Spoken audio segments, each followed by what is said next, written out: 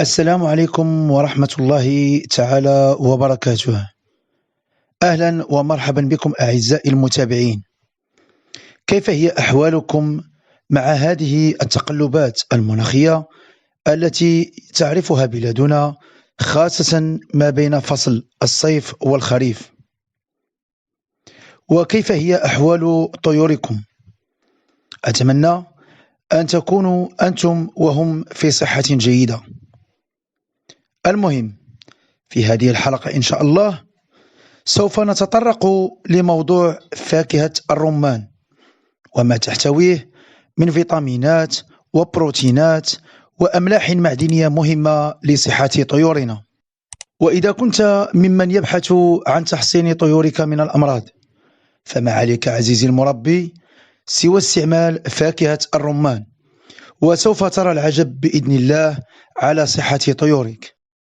فهناك العديد من مربي طيور الزينة لا يقدمون فاكهة الرمان لطيورهم، وذلك لعدم معرفتهم بفوائده العظيمة، علما أنه فاكهة مباركة لكونها مذكورة في القرآن الكريم، كما أن الدراسات العلمية سواء القديمة أو الحديثة قد أثبتت قيمته الغذائية. لذا وجب علينا كمربين للطيور عدم حرمانها من هذه الفاكهة الغنية عن التعريف. والرمان عزيزي المشاهد هو فاكهة خريفية معروفة منذ القدم، يتخذ شكل كرة صغيرة تحمل تاجا، وقشرته جلدية القوام، وتحتوي بداخلها على مجموعة من البذور الحمراء أو تميل إلى بياض أحيانا. وكان يعرف عند الفراعنة باسم الرمن، وعند القبطيين بإيرمان، وموطنه الأصلي هو دولة إيران، ثم انتشرت زراعته في جميع البلدان العربية ومن ثم إلى باقي دول العالم. ولكن يعرف الرمان اليمني بكونه من أجود الأنواع في العالم، يليه رمان الطائف، ثم رمان إسبانيا التي انتشرت زراعته بها لما كان المسلمون قد فتحوا بلاد الأندلس وبعض القرى، ثم انتقل بعد ذلك إلى الولايات المتحدة الأمريكية. المهم، في هذه الحلقة إن شاء الله سوف نتعرف على فاكهة الرمان من حيث مكوناته وفوائده وطرق تقديمه للطيور. فعلى أمل أن تعجبكم الحلقة، لا تنسونا من دعمكم واشتراكاتكم في القناة والإكثار من زر الإعجاب وتفعيل زر الجرس حتى يصلكم كل جديدنا. فعلى بركة الله لنبدأ حلقتنا لهذا اليوم. وأول مكون سوف نتطرق له في هذه الحلقة هو مكونات الرمان، حيث يحتوي الرمان على مجموعة من الأملاح المعدنية والفيتامينات والبروتينات وغيرها. فمن حيث الفيتامينات نجده يتوفر على فيتامين A وفيتامين B وفيتامين B6 وفيتامين C وفيتامين D وفيتامين E وفيتامين K. أما الأملاح المعدنية فنجده يحتوي على الحديد والكالسيوم والبوتاسيوم والفوسفور والمنغنيزيوم والكبريت والسيلينيوم، بالإضافة إلى السكريات الطبيعية. زيد على ذلك احتواؤه على مجموعة من الأحماض الأمينية مثل حمض الفوليك وحمض البونيك الموجود في زيت بذور الرمان، وهو الحمض الدهني الرئيسي في الشرايين.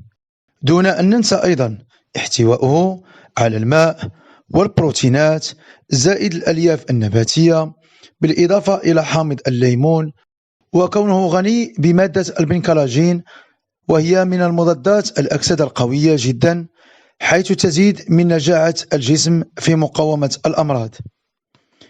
أما عن فوائده، فالرمان يعزز مناعة جسم الطائر، وكونه مضادا للتشحيم ويعمل على إنقاص الوزن ويقي جسم الطائر من الجفاف، كما يحميه من نزلات البرد والحمى، ويقوي أيضا الأعصاب والعضلات، ويقي من الأمراض التي تصيب الجسم ومنقار الطائر. ومفيد للالتهابات، ويعمل على تسهيل عملية الهضم والتخلص من الإسهال والإمساك، ويقي من الأمراض التي قد تصيب الحويصلة. كما أنه مقوي جنسي فعال، مما يساعد في عملية التخصيب الناجح وتجاوز مشكل التلقيح خاصة عند الذكور. كما أنه مفيد في مرحلة غيار الريش أي القلش، ومفيد لعلاج مرض السلمونيا وغيرها من الأمراض المعوية، ويقضي أيضا على البكتيريا والجراثيم والطفيليات، ويمنع تكون الأورام والسرطانات. وكونه أيضا يحافظ على ضغط الدم ويصفيه ويضبط الدورة الدموية، ويقوي عمل القلب والنظر والعظام.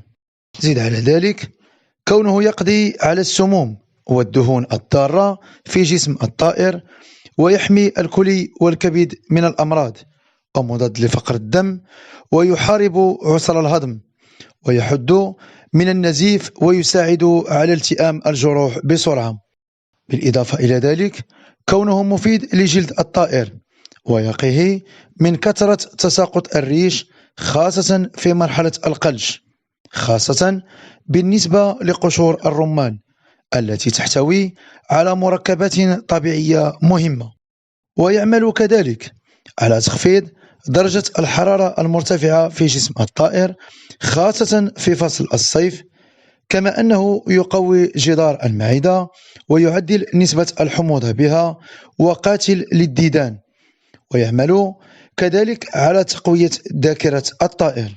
أما عن طريقة تقديمه للطيور، فيمكن إما أن نقوم بتقشير الرمان من قشرته الخارجية، وذلك بعد غسله جيدا بالماء، ثم نزيل الغشاء الأبيض الداخلي، ونضع البذور التي تحصلنا عليها في إناء ونغسلها مجددا كشكل احتياطي لتنظيفها من البكتيريا والجراثيم التي يمكن أن تكون عالقة في القشرة الداخلية للرمان.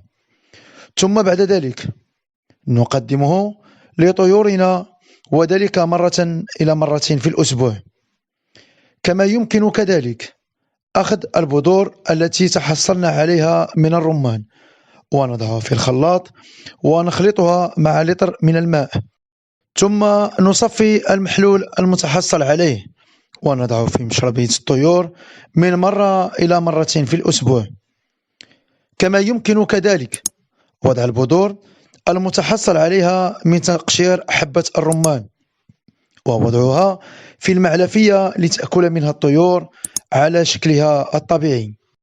كما يمكن أيضا تقطيع حبة رمان واحدة إلى قطع متوسطة وتقديمها للطيور دون إزالة بذورها عن الجزء الأبيض، بل يجب تقديمها على شكلها الطبيعي، لأنها بدورها مفيدة للطيور لاحتوائها على عناصر غذائية مهمة، ونقصد هنا البذور والجزء الأبيض.